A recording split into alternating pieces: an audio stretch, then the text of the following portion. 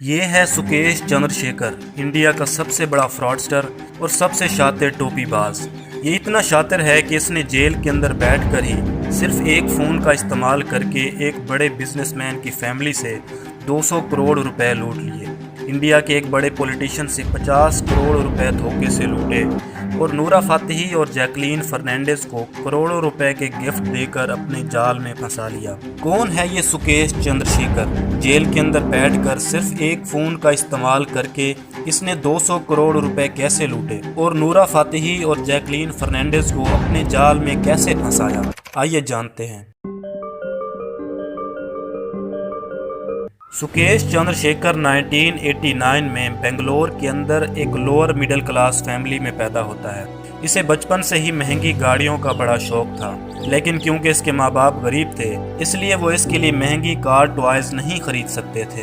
سکیش کا من پڑھائی میں نہیں لگتا تھا، اس لیے اس نے میٹرک کے بعد پڑھائی چھوڑ دی اور ریئل اسٹیٹ کا کام شروع کر دیا۔ ریئل اسٹیٹ کا کام کر کے اس نے پیسہ تو کمایا، لیکن جو سب سے اہم چیز سیکھی وہ تھی لوگوں سے بات کرنے کا طریقہ اور لوگوں کو کنونس کیسے کرنا ہے، اور آگے جا کر اپنے اسی کانفیڈنس اور اسی کنونسنگ پاور کا استعمال کر کے اس نے لوگوں سے کروڑوں روپے لوٹے۔ اس نے پہلی بار 2007 میں 100 لوگوں کو بیوقوف بنایا اور ان سے 75 کروڑ روپے لوٹے۔ اصل میں بات یہ ہے کہ اس نے انہیں بتایا کہ وہ ایک ٹاپ سول آفیسر ہے اور وہ انہیں ایک بڑی اچھی جاب دلوائے گا، اور یہ بات اتنے اچھے طریقے سے کرتا تھا کہ سب لوگ کنونس ہو جاتے تھے، اور یہ 75 کروڑ روپے لے کر فرار ہو گیا۔ 2007 میں ہی اس نے ایک فیشن برانڈ سے 50 لاکھ روپے لوٹے۔ ان کو کہا کہ وہ ان کے شو میں کترینہ کیف کو لائے گا۔ کترینہ کیف تو آئی نہیں اور یہ 50 لاکھ لے کر فرار ہو گیا۔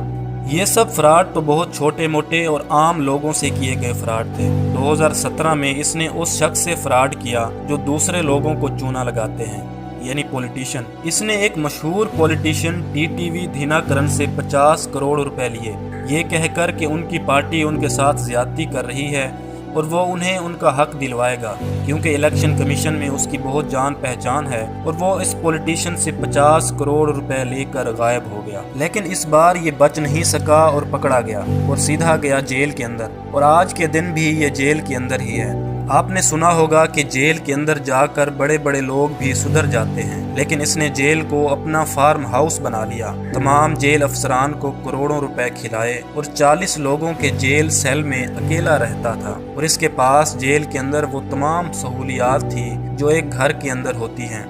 اس نے سوچا میں تو پہلے ہی جیل کے اندر ہوں، کیوں نہ اب پہلے سے بڑا ہاتھ مارا جائے، اور 2019 میں ایک بڑا موقع اس کے ہاتھ لگتا ہے۔ اصل میں ہوتا کچھ یوں ہے کہ جولائی 2019 میں ایک بڑا businessman Shivinder Singh money laundering کے کیس میں اسی جیل کے اندر آتا ہے جس جیل میں سکیش ہوتا ہے۔ جب سکیش کو اس بات کا پتہ چلتا ہے تو وہ اس کی فیملی کی تمام ڈیٹیلز نکلواتا ہے اور کال سپوفنگ کا استعمال کر کے شیوندر سنگھ کی بیوی کو فون کرتا ہے۔ اصل میں کال سپوفنگ ایک ایسا سافٹ ویئر ہے جس سے آپ ڈیسائیڈ کر سکتے ہیں کہ اگلے کے فون پر کون سا نمبر شو ہوگا۔